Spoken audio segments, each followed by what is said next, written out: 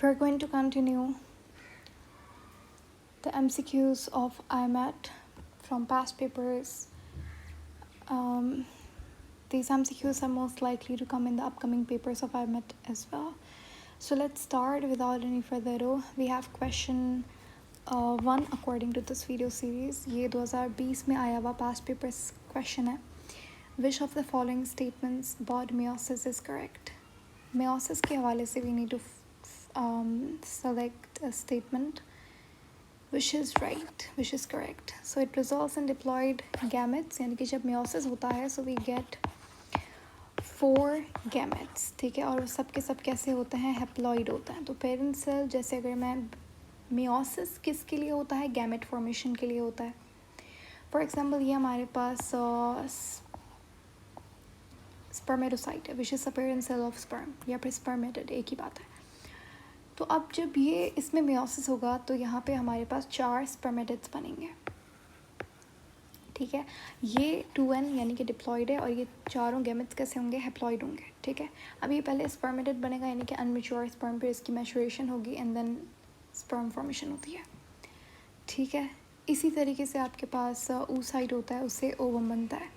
तो diploid gametes नहीं होते, हर सेल में होता है नहीं, सिर्फ गैमेट फॉर्मेशन में होता है meiosis. It involves 1 cell division, नहीं, meiosis 1 होता है, फिर meiosis 2 होता है. ये 4 जेनेटिकली डिफरेंट सेल्स बनाता है, या फिर आप कह सकते हो गैमेट बनाता है. बिल्कुल ठीक बात है ये. There are 4 gametes which are produced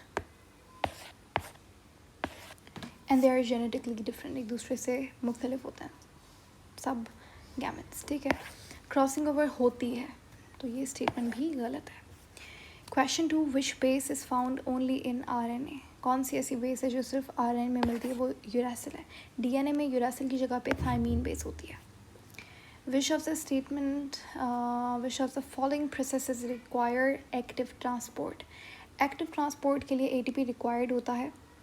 movement of oxygen जब ब्लड सेल में, यानी कि ये RBC है, यहाँ पे ऑक्सीजन जब एंटर करती है, जैसे यहाँ पे लंग्स है फॉर एग्जांपल, तो यहाँ पे गैसेस एक्सचेंज हो रहा है, तो ये डिफ्यूजन से होता है, यानी कि simple transport, passive transport, no energy is required. Movement of water यानी कि ऑस्मोसिस से होता है, वहाँ पे ऑस्मोसिस भी कैसा प्रोसेस है, पैसिव ट्रांसपोर्टेशन है. Uptake of glucose in the intestine, intestine में जब ग्लूकोज एब्जॉर्ब होती है तो वो एक एक्टिव प्रोसेस है, यहाँ पे एनर्जी रिक्वायर्ड होती है. और फिर डिफ्यूजन जब होती है, हमारे पास जितना भी गैसेस का डिफ्यूजन है वो पैसिव ट्रांसपोर्ट से होगा. Diffusion is a type of passive transport. Osmosis भी पैसिव ट्रांसपोर्ट है. In humans, which of the following genotype correspond to a female carrier of an X-linked recessive disease? X-linked का मतलब क्या है, आपके पास हमें बताना है कि हमें एक फ़ीमेल कैरियर की कंडीशन दिखानी है जिसमें X-linked recessive disease है. तो फीमेल में जीनोटाइप क्या होता है, XY या XX. हमारे अंदर XX, फीमेल के अंदर XX होता है, ठीक है. मेल में XY होगा. अब हमें यहाँ पे बताया गया X-linked recessive disorder है. रिसेसिव को हम हमेशा स्मॉल a से डिनोट करते हैं, तो इसीलिए हमारे पास ये जीनोटाइप कंडीशन बनेगी. This is option C. Which of the following cell types has no nucleus? इनमें से कौन से सेल के पास न्यूक्लियस नहीं होता, RBC के पास नहीं होता. जब RBC फॉर्म होता है तो वो कुछ ऐसा सा दिखता है. जब इसकी मैच्योरेशन होती है तो न्यूक्लियस की ओमिशन होती है, न्यूक्लियस निकल जाता है. पीछे आपके पास इस तरीके से एक डिस्क लाइक शेप बनती है RBC की, जिसके अंदर न्यूक्लियस नहीं होता. तो मेच्योर RBC में न्यूक्लियस नहीं होता, बाकी इन सब सेल्स में न्यूक्लियस आपको मिलेगा. विच of the following organ systems is responsible for hormone production? Hormone production के लिए एंडोक्राइन सिस्टम रिस्पॉन्सिबल होता है, नर्वस सिस्टम इम्पल्स जनरेट करने के लिए, डिसीजन मेकिंग वगैरह के लिए, जितना भी ब्रेन रिलेटेड स्टफ है वो नर्वस सिस्टम का काम होता है. सर्कुलेटरी सिस्टम ब्लड ट्रांसपोर्टेशन का काम करता है. एक्सक्रीटरी सिस्टम आपकी बॉडी से यूरिया और दूसरे जितने नाइट्रोजनस वेस्ट है उनको एक्सक्रीट करता है. रेस्पिरेटरी सिस्टम गैस एक्सचेंज के अंदर, गैसेस एक्सचेंज में काम करता है. विच of the following blood vessels carries oxygenated blood? इनमें से कौन सी वेजल ऑक्सीजनेटेड ब्लड को कैरी करती है? पल्मोनरी आर्टरी की अगर आप बात करें, ये हार्ट है, तो जो आप चलें ये आपके पास लेफ़्ट एट्रियम है, ये लेफ़्ट वेंट्रिकल है, ये राइट एट्रियम है, ये राइट वेंट्रिकल है। तो राइट वेंट्रिकल से यहाँ पे आपके पास एक आर्टरी निकलती है। इस आर्टरी को हम कहते हैं पल्मोनरी आर्टरी। इसके अंदर डीऑक्सीजनेटेड ब्लड होता है। तो ये ऑप्शन क्या हो जाएगा? गलत हो जाएगा। वेना कावा हमारे पास लार्जेस्ट वेन होती है हमारी बॉडी के। इसके अंदर भी डीऑक्सीजनेटेड ब्लड होता है, जो ये बॉडी से हार्ट की तरफ कैरी कर रही होती है।